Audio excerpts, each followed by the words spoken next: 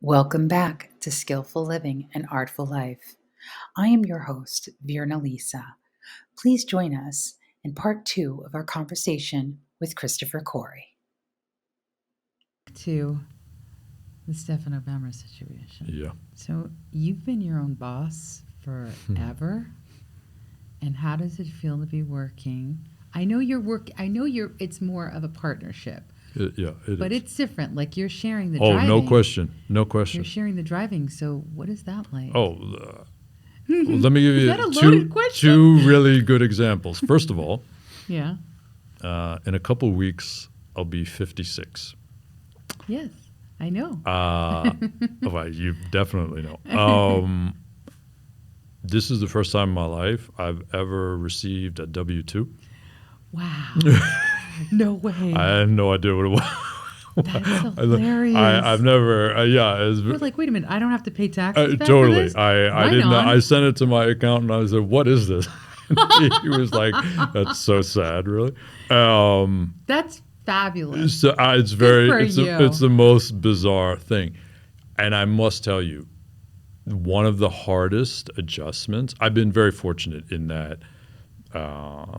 As you know, Tommaso, who is the CEO of Does It, we've been friends for a long time. We see things in a very similar way. Right. And so there hasn't been like a lot of friction You look at like all. you two get into mischief a little bit. That's a whole other conversation for the. Just to see the You the would have energy to put the between you kids two. to bed for Yeah. that.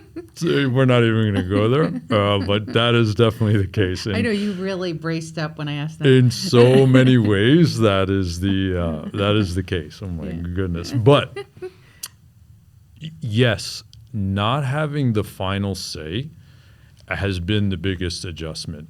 For the majority of my life, I've been very fortunate in that my yes or no determined. I never had that problem with Carl. Carl and I always, we always stayed in our lane. I couldn't do what Carl did. Carl's a tailor. Carl is He's amazing. He is, and he is sort He of could just look at me and be like, "Yeah, no." totally. There's nothing Carl hasn't seen. Yeah. And he's great. honestly, he's sort of the general contractor, right? He knows the mechanics of the construction of what could be done.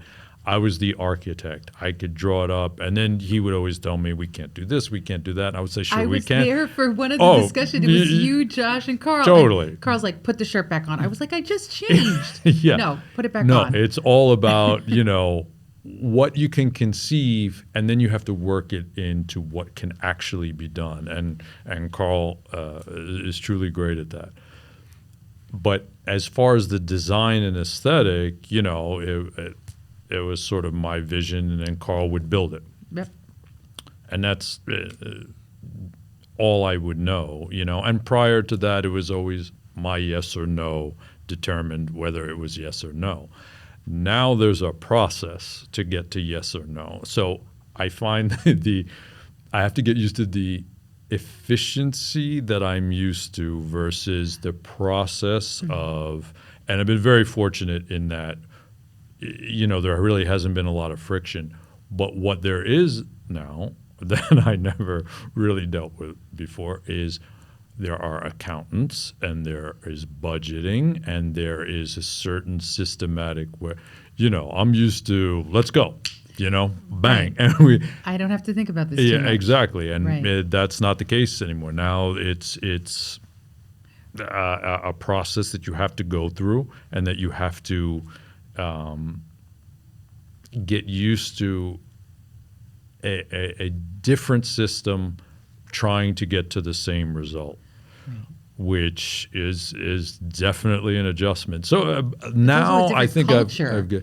and It that's moves at a a whole different pace. other thing. The pace, Yeah. the pace in Florence is much different than the pace in New York, and and so are the clients and the people and the employees, and there's a traditional way of doing things, and we're taking 2 breaks a day for espresso, and we're doing, Exactly. And you're like, why? I know it's a very different animal, but there's a lot to be learned from that too. I really have learned a lot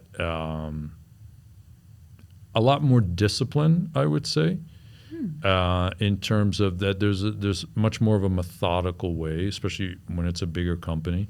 There's a much more methodical way. Carl and I were two cowboys, coming out firing. But you have to be disciplined to do what you've done. You have to have some kind of discipline. You just can't be willy-nilly. No question. But it was much more, we'll figure it out as we go. Got it. And now it's more, let's think 3 steps ahead so that we don't have to figure it out as we go. And so it's a much different approach and a much different mindset. But both have their merits. I feel like, like most of the things in life, the answer is somewhere in between. Mm-hmm. Yeah. Yeah. Cool. So last year you went on some pretty cool trips with Stefano Bemmer. Yes. You went to the Middle East, and then you went to the Far East. You went to India. And I was hoping to see more photos, I have to tell you. I was hoping, but I know you were busy, and I know that you probably weren't sleeping, so that was just my selfish ask. There was a lot of that. I actually I did take a lot more photos in India that I didn't put out. A lot of the time, though, we were there with some people who are royalty in India, and so a lot of it was not to be photographed. Right. And also because we were traveling in a basically a security line of vehicles. Yep. There wasn't and it's a better way to travel there sometimes. It was. Well, I mean, things get done. Yeah, no question. And otherwise, you would be. Our trip was for a purpose Right. rather than taking it all in. We were fortunate enough to take a lot of it in, both good and bad, and it was certainly enlightening in a lot of ways. Yeah, there's classism. There's a lot of classes in both places. Would you say? It is. India is an amazing place. And I must be totally honest. I don't know that it was on my top 10 or probably top 10, but maybe not top 5 of places I still want to go that I haven't been. It's always sort of been in the back of my mind. Now having gone, I will tell you, I think everybody in their lifetime should go at least once, because you don't come back from India the same person that left here. Yep. That is and true. I feel, again, in a myriad of ways, both good and bad.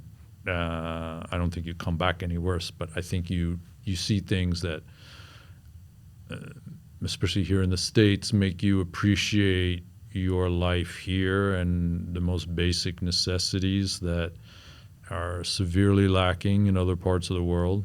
But what is most interesting to me about India is not, obviously, they have problems like everybody else, and there's extreme poverty and there's extreme wealth, but there's a spirituality that exists in India that is in the ether of the air there. Yeah. That certainly in my lifetime I haven't found in any other place in the world. I'm sure they exist in their own ways, but there is a very special, you feel it in every ion of your body and your mind and your soul, and it very unique there. Once you get past, the mechanics of how things work there, if you're open to it, it's, you go to a city. One of my favorite cities is Paris, and you go to a city like Paris, and unless you're dead or in a coma, if you don't find the romance in Paris, I'm concerned for you, because it's in the air there. And I don't know, whatever you feel about the French or their culture, whatever, the city itself and the ecosystem of what goes on there. No, I feel the same way when I was there. It's in the air in Paris. And Florence has its sort of steeped in history and culture, and all over the world. Art. And absolutely, So art much art. and architecture and then you go to a place like Milano, and Milano's popping, right? And Milano's like fun, and it's finance and fashion, and it has its own vibe, and London has its own. Each part of the world, each city you go to has its own thing. But there are certain parts of this world that not just culturally have something going on, but there's some magic sauce Yes. in the air. I mean, New York has it in its own Yes. way. Yes. You know, New York is a kick in the ass. And if if you don't get that kick in the ass, New York is going to kick Give it your to you. ass. Yep. And so there's that here. But it has its own thing in the air. And Paris has its own thing. But India has a very unique and special thing that has nothing to do with most things you find in major cities. It's much more heightened and spiritual and soulful and steeped in history, and fascinating. Fascinating. I was very happy for you when you said you were going. I haven't been back in a long time, and I will, though. Oh, Yeah. you definitely will. And when you go, you'll appreciate it a lot more than the first time you went, because now you want to explore more of what got Well, into you. That's what I went there for, actually, the first time. I Gotcha. went there for something called Mahakumbha Mela, Right. which happens every 144 40 years. years, right. Yeah, so Yep. I was there for specifically that reason. Yeah. Well, and now- I felt now the you'll same go. thing Yeah. that you felt when Yeah. I got to a city called Allahabad, which was our final destination, which is where these three rivers meet. Mm-hmm. And it's steeped in mythology and history, and it's also a confluence. It's an astronomical confluence also that happens.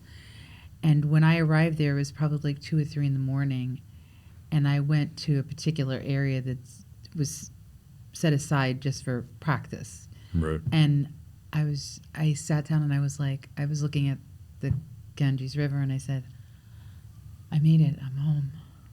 Like that's exactly how I felt when I feel got like there. that happens to a lot of people in their own individual way. Yeah. And I feel like, But it is whenever you go to a place that certain practices are done, yeah, you're gonna feel it. And that's how Yeah. I felt. I felt like the sand was like fairy dust. And every picture Right. I look like a little bit high. I wasn't. But I look a little there's a look in No my judging. eye. No, I wasn't. There were plenty of people at the Mela site that were doing interesting things. might have been. But we were further Right. up the Ganges. Right. We had our own campus, but I definitely look like blissed out in all of the pictures. I think that happens. I definitely know what you're talking about. Did A you lot feel of the that way ti- when you came back? Like you were a little bit like I'm in shock? more, like an out of body thing when I Yeah. came back. You feel disconnected from the person that you were before you went there. Mm-hmm. We were fortunate enough that we were invited there by a dear friend of mine who is fortunate enough to be involved in sort of the royal Right. genre that Yeah. exists there, which is mind-boggling in its extreme wealth. And I mean, wow. And I was very thankful for him because They treat you so well. unbelievable, So well. unbelievable, and we were Yeah. pampered beyond, which I was extremely thankful for. But I did tell him one day, as much as I appreciate this, I want to see The other side. side of it. Yep. And he totally understood, and he said, "Okay, we can only go at a certain time And because." dress down. And and then there's that. And he said, "But we have to do that," and we did, and I'm glad we did. And then he even said to me later, he's like, "I'm glad you got to see both because Yes. it's more authentic to what it is." Yeah, yeah, Definitely. yeah. Yeah. I'm happy that It was fascinating. I mean, the Wow. Middle East was fascinating too, and Yeah. Dubai has its own crazy situation. You can get into a lot of trouble in Dubai and be happy about it. And we were in Riyadh, Saudi Arabia, which again has its own flavor and its own. It was a pretty amazing trip. That brings me to a question about beauty. And how do you define beauty, not just in design, but also in, I don't know, just the way that you see the world, you know? Again, for me personally, I see it in a very sort of cinematic way. People who always who have shown my photography to, they always say to me the same thing. They're like, "What you capture is sort of every day, but it looks so much better than when." Than what I'm looking at. Yeah, I think your eye needs to be trained to appreciate some of the smaller things in life these days. And I think today more than ever, you need to be much more cognizant of the smaller things. Unfortunately, we live in a time that in a lot of ways is very ugly. Yes. We are an extremely divided people in so many ways, whether that be culturally or racially or a myriad of ways. I think it's more important than ever now to find beauty in whatever you consider to be beautiful. Without that, I think you get sucked into what is not beautiful. So you have to have a mindset of continuing to search for beauty and look for beauty, even if it's in a flower sitting on a table, whatever it is. You have to really train yourself to keep looking for those things, because it's not that not there in abundance as they've always been, but the other stuff is so loud and so in your face, it tends to cover a lot of it up. And if you can avoid that, you will notice beauty in so many things that you thought were everyday or mundane before. Unfortunately, what happens to human beings is something really horrific has to happen to you for you to find appreciation. And what you would ideally like to do is start appreciating before it got to that point, so that you don't have to have something horrific happen to you to see the beauty of life. Yeah. That's good. Yeah. That's all good. Yeah. All right. Well, we're coming close to the end of this, but I want to just get a couple more questions in, if that's okay with you. Let her rip, babe. All right. So we've talked a little bit about your photography, which I think is great. I noticed that you had done the cover for Rare magazine, which was kind of cool. I've been very fortunate in that. Do you think you want to do more of that? Something like that? Like print work? I would be happy to. I've been very fortunate in that people have asked me to do it, and sometimes there's just no time, whatever. Right. I've also been extremely fortunate in the few guys that I've shot to do things. They always seem to manage to get the cover of the mag, which I'm more happy for them that, because but it's a a photo. I will show you that even a blind squirrel will find a nut every once in a while. I think what's interesting about photographing other people is that if you can capture them in some way that's authentic to them, I don't think it has to be the best photo in the world. I think that there's an emotion that comes through, a light that comes through the photograph that you respond to.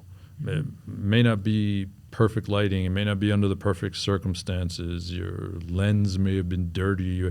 But there's something that, when you look at the old masters of photography, when you look at the equipment that they were using then, was like some of the most imperfect equipment. And it was film, and it was, and under some extreme circumstances. It was never about, you think about iconic photographs, it was never about the technical aspects of it. There was an emotion that came through the photograph. That's sort of the holy grail. That's what you're after.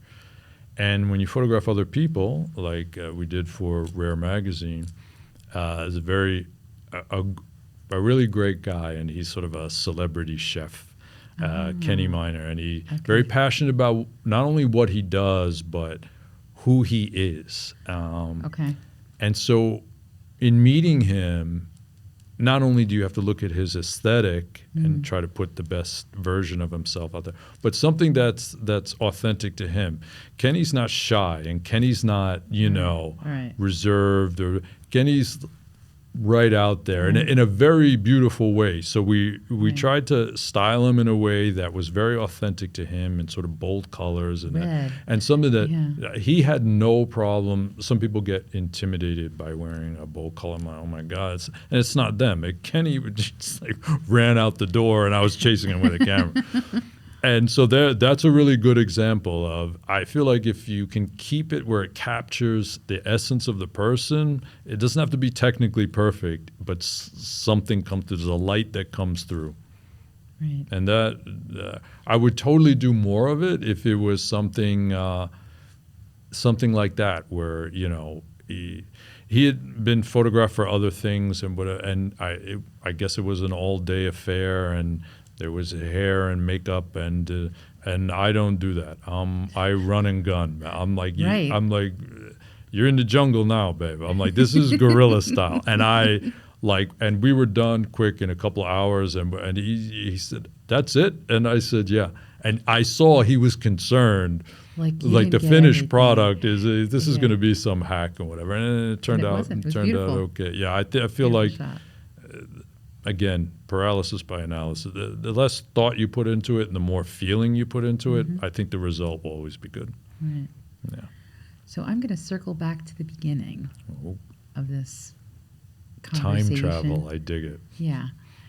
And that was, we were talking about Zane, and you've spoken a little bit about what's going on with the younger generation. Yeah. And you and I had a conversation once about, if you had not gotten into real estate and all of this had happened, you would have loved to become a teacher. And definitely. Yeah. So, and in a way, I think that you are teaching. I think you teach with your words and with the image that you put out there. Thank you. Would you ever consider doing public speaking geared towards the generational gap and how that works? Because you're doing it, you're living it. And then addressing some of the things that you see socially that are, that are going on. I definitely would, if I thought it was city. a forum that was an audience that was receptive to it, and by that I mean someone or a group of people in need of guidance or a little insight and whatever small amount I could provide, I would be there tomorrow. Absolutely. In all of this, and if you're even remotely in the public eye, or honestly, even if you're not, I always said the thing about Instagram or public speaking, or if it helped one person and maybe turn their life around, and they were going in the wrong direction, and you could sort of bump them in the right direction, you've done your job, And I recently, without divulging too much, helped someone, and it's sort of a large way, who was extremely grateful and extremely, and I knew that they were expecting there to be a catch. What do you want in return? What is this going to cost? Wow. And I said to them, there is a catch. I'm going to be honest with you. There is a catch. What I just did for you, you have to promise me that if you are ever in a position to do it for someone else, you don't hesitate and you do it. And the only thing you ask them in return is the same thing I'm asking you, and that you do it for somebody else. Right. Period. Pay it forward. Very much so. If there was a little more of that mentality in the world rather than the me thing, we live in a society now where you can be famous with no talent at all. And now there's a vehicle that exists that you can have a viral video of you singing into a spatula in your kitchen that True. you may not have any talent at all, Right. and you're a celebrity. Okay, that's great, but what are you going to do with it? Is like the bigger and more important question. Mm-hmm. Are you going to is it about you, or can you make it about somebody else so maybe they can sing into their own spatula and maybe pay that forward too? Perfect. Far from it, but No, we're trying. this is a great conversation. Thank you. I am humbled and honored that you asked me. Of and it course was my I would ask pleasure you. to be here. You were the first person that I asked when I was thinking about going this route. I remember when you were thinking about going this route and you weren't sure and it wasn't, and you're born to do this and many other things. So this is something that's so right in your wheelhouse, and you know it too. I'm not telling you anything Yes, you don't no, it already is. know. Yes, it is. And it feels good in your gut. Yeah. We all just have to like get out of our own head Yes. and get off our ass and do it. Period. Yeah, that is true. And I will share something with you. Okay. I think we had a couple of conversations a couple of years ago, and of course, I'm very introspective, and I can spend a lot of time there by myself, Right. pleasantly by myself. But- Yeah, I like feel having ya. a good old time. Yeah. But that doesn't help anybody else, and that doesn't mean that you're actually fulfilling your potential or whatever your purpose is. Right. And sometimes we do come to crossroads in our lives where we have to say, well, I could do this, and that's fine. But is that really what's supposed to be done? A woman said to me, you and I spoke about this, and then a woman that I know, Malia. Hi, Malia. And I like to give shout outs when I do this. Absolutely. It's Who doesn't good. love a shout out? Yeah, they're like, oh my God, she said my name. But she had said to me, you know, you can try and walk away from this, but it's going to keep coming back for you. Oh, 100%. And I was like, I know, but I really do like the quiet and the anonymity. And she said, why waste time? So, I don't doubt that you do. Yeah. Obviously you do. yeah. However, I think it benefits not only the people that you talk to, but you as well, because we can, when something feels good, Yes. but also more importantly, feels safe, Hmm. we tend to do just a little bit more of it than we should. Expound on that. What do you mean by well, there's for lack of a better term, there's a lack of balls in this world that is pervasive, because people are very concerned these days with someone else's opinion of them. And they're worried to fail in a public eye. And now, if you trip on the street outside this studio right now, there's 4 phones out, right, that are going to take a video of you Sure. with your face planted And in not the help rain. you, by the way. Definitely not. So people are very cognizant about, oh my God, this is going to, be on the internet. Yeah. If you adopt that mindset, that is very much centered in other people's opinion of you. So we recoil in a safety way of not wanting to try for the fear of failure, the fear of eyes on you that fail, the fear. It's a technical term. Yes, I like that term. Get over it. You need to trademark that. I wish I could. I wish I could. I really feel like if that's your mindset, it's tough to get out of bed. Yes. Whereas if you have to care less. You have to care less to be more. it's a really, because what you're caring about is not what you think of yourself. You're caring about what other people think of you, and that is a losing game. Yes, it does. I mean, I can get 100 people around the block right now and say, that guy's a clown. They're not entirely wrong, though. No, you're just fun. But, there's a difference. well, You're just fun. I hope so. But I can get the same 100 people that say, he's all right. Okay. Which one is right? Doesn't matter. Bingo. Start thinking, you think that way. You're on fire. Yeah. Oh. Yeah. We're ending on a good note. We're ending on fire. I hope so. Yes, definitely. We're ending on fire. Bursting a flame. Oh, well, this was a lot of fun, and I knew it would be. And it was very long time for it to happen. Coming, yeah, it definitely was. Life is way too busy. Well, these you were days. traveling, I was traveling, and I also Yeah. wanted to. This wasn't supposed to happen here at the studio, at Pod Streaming Studio on West 46th Street.